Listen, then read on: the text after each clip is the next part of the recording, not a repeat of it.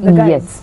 So now I don't think that people can read what your T-shirt says, but this is the campaign that you have, Stop the Violence and Speak Out for Girls' Rights, and you have the armband. Yeah, I have the band. A lot of promotion going on. A lot of promotion going on Good Morning Sri Lanka Because today. it's very special, this campaign. It's about girls speaking out for their own rights. Because we girls speak out for the girls.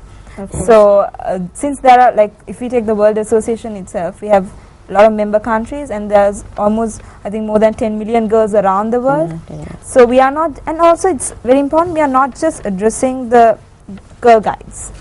Through this campaign, because it's a non-formal education, we address the other girls as well, who are non-guides, who could be non-guides. And also through these girl guides, they could take that message to their friends who could be non-guides. So they can protect their rights as well as their friends, their peers, their families, their sisters, everyone else.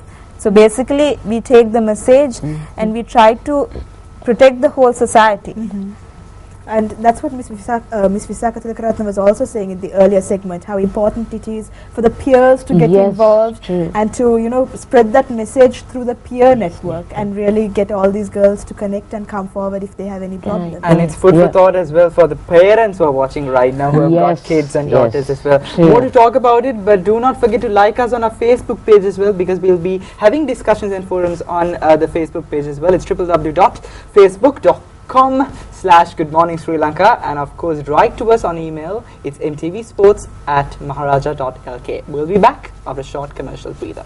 You're back with us on the show. Now, we were speaking earlier about the Stop the Violence campaign that the Girl Guides movement have initiated, and tell us about what kind of activities you've been doing and the campaigns and the propaganda that's going on to really support these girls. Well, we started this campaign in 2012, where each zone, we work in zones and districts in right around the country, where each zone was asked to check what is the status of their zone about violence against women or violence against children, find out, get statistics, and then speak about it and see what we can do as Girl Guides.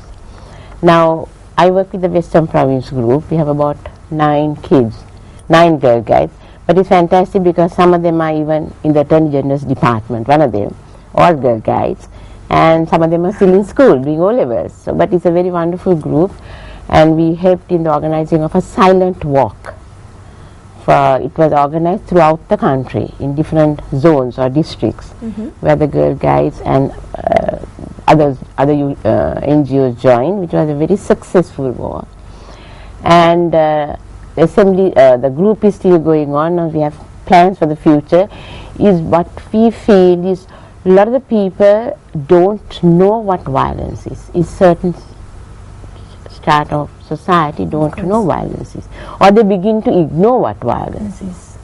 So what the guides have come up with in our little group at Western Province is that we try to get into these magazines, like the High magazine, Esteem magazine, or whatever it is, because those are magazines which that group will not read, that there is violence.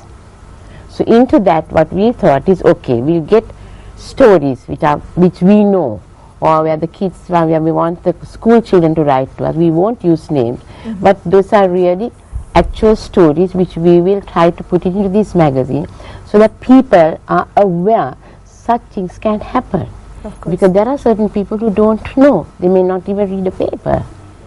So we feel that through these magazines, that people, now I know I came across the Lanka Woman magazine of a mother who had this autistic child, and the father left, and she was left with this child and the sister. And the sister was fine when the child was small, but when the child became the autistic child grew up, the sister became very jealous, because the mother had to spend all that time with this little child. Now I learned that from the Lanka Woman, and I was in contact with them for quite some time. And she said, it's nice that somebody is talking to us. So there are people whom, at least if it is in a magazine, talk to somebody and say, what can we do? That you know somebody is with you. You are not alone. And for this particular campaign, you're collaborating with all of these different We are trying to, that is our next new what we have. So anything else that is happening? To add up to that, I actually carried out few awareness programs. One was at a school, which I did a awareness program for the Girl Guides between the age of 12 to 16, because they have this whole relationship and dating issues. Because people say, okay, you should not have boyfriends and things like that, but they don't actually, because these are natural things. It happens, but what's important is that their life skills are being improved. They know what they should do and shouldn't do. So whatever we cannot prevent these things happening, because you find people go out to the society, they meet, I mean, if we take about the girls, they meet boys, so things happen. But if they know what they should do and shouldn't do, I don't think these issues might, as serious as this, might come up. So with that, on that topic, I did one awareness program for the Girl Guides, and then that was in Colombo, and then I had one in Kegol. That was for the guiders, the trainers. They were between the age of, I think, 30 to 60. Oh, I see. And that I had to do, like, how they could discuss these issues with their little friends or Girl Guides, and how they can come up with solutions. And at least they would have some person to come up and say what their problem is. Of course. And how to deal with such issues. And also, especially to make them aware about few statistics and what's happening in Sri Lanka, because a lot of people are not aware actually. So I did that.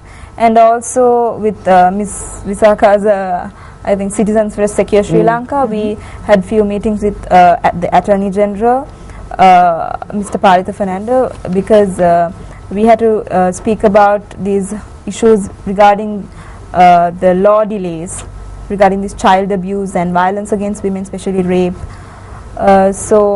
And especially giving bail to rapists.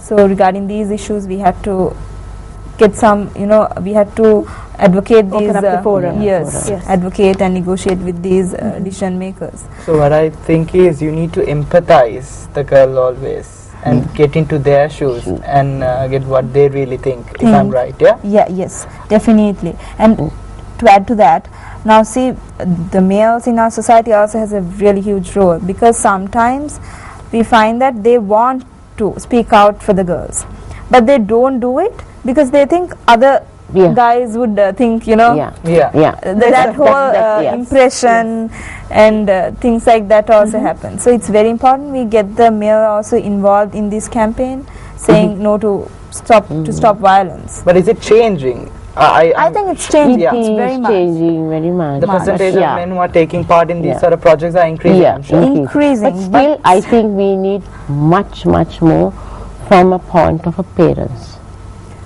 It is very important that the parents come forward, because we are trying to do something for their children. So we need the support of parents very badly, because some parents say, okay, I'll send the child for the walk, but because we said even for the silent walk, get your parents to come. But we thought, okay, there are so many Girl Guides, but where were the parents?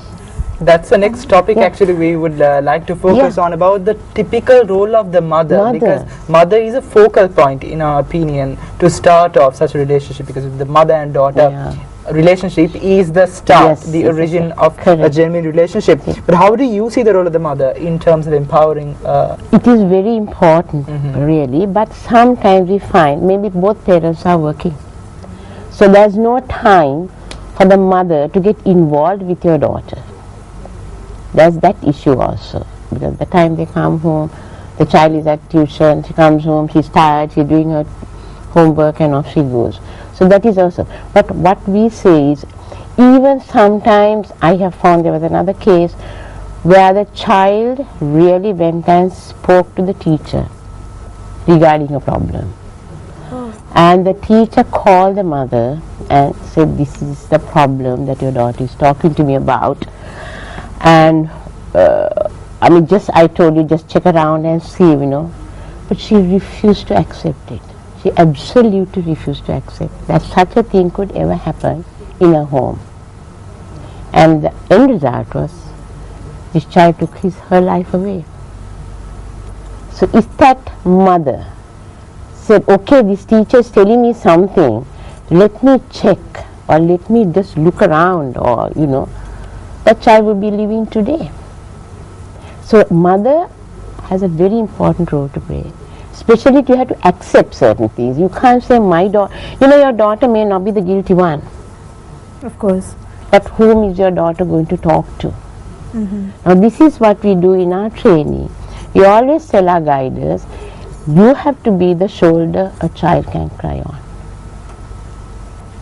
Right? Yeah. So even if a child comes to you with something, as Visakha said, don't go to the staff room. That child has told you because she believes in you, she trusts in you. So we always tell our guiders, please remember, you may be a mother as well, but even if you are not a mother, you have to be the shoulder where a child can come and cry to. Of course. It's very, very important. Because sometimes a child has a problem. Whom do I tell? Mother has no time. Maybe the mother is a working mother. Or maybe the mother even don't understand. And maybe the mother don't believe. This is why I always say the parents have a very, very big role to play. Especially in this child abuse. Because they have to understand this is going on. It may not be your child, but still, it is going on. It's not to, for us to gossip and say that one's daughter is this or that. But if there's an issue, okay, how do we do it? Now we have got issues like that. There are guides who call us and say, this is happening in this house. What do we do? We can't go to the police station because they feel they are not safe in the police station. I'm sorry to say this. But there it is. But if I could just interrupt you there, ma'am. I mean, especially going back to what you said about taking their own lives and resorting to these extreme measures. Some of these girls think that they have no choice, that this is the last resort left to them. I mean, this is not a girl guide anyway, because I believe that girl guide would have spoken to somebody. I'm hoping and praying she did. But this is a school child, but it was told to me by the particular school. So how can girls really look for other